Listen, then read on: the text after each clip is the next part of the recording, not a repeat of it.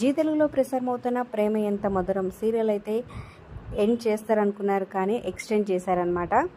So శంకర్గా act చేస్తున్న Arya so తన గత జన్మ గుర్తుకొచ్చింది. అలాగే ఇప్పుడు శంకర్గా వచ్చాడు. అంతకు ముందు తన బ్యాక్గ్రౌండ్ స్టోరీ అంటే అనేది చూపిస్తున్నాడు అనమాట ప్రస్తుతం.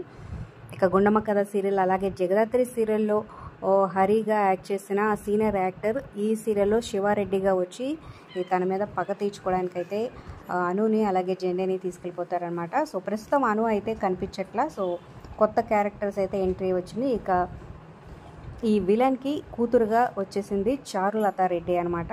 సో అంతకుముందు బ్రహ్మముడి మౌన పోరాటం సీరియల్స్లో తనని మనం చూసాం. ఇక ఈ సీరియల్లో తన క్యారెక్టర్ని అయితే చూపిస్తున్నారు. సో ప్రస్తుతం అను అయితే చూపించట్లేదన్నమాట. సో చాలామంది అను లేకుండా సీరియల్ ఎలా చూస్తాం, సో అను ఈ సీరియల్ నుంచి లెఫ్ట్ అయ్యిందా ఏంటని అందరికీ క్వశ్చన్ మార్క్ అనమాట. అయితే తనకి రీసెంట్గానే మ్యారేజ్ అయింది కాబట్టి సో హస్బెండ్తో హనీమూన్ వెకేషన్లో ఉందనమాట. సో తన సోషల్ మీడియాలో ఎప్పుడు ఫొటోస్ షేర్ చేస్తూ ఉంటుంది, మీరు చూడొచ్చు. సో కొంచెం బ్రేక్ తీసుకుందనే చెప్పొచ్చు.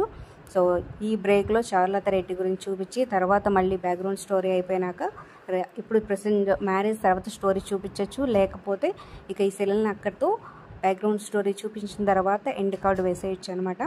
సో మరి ప్రెసెంట్ ఎపిసోడ్స్ మీకు ఎలా అనిపిస్తున్నాయి అను లేకుండా అనేది కింద కామెంట్స్ రూపంలో తప్పకుండా తెలియచేయండి. Like, share, subscribe for more videos.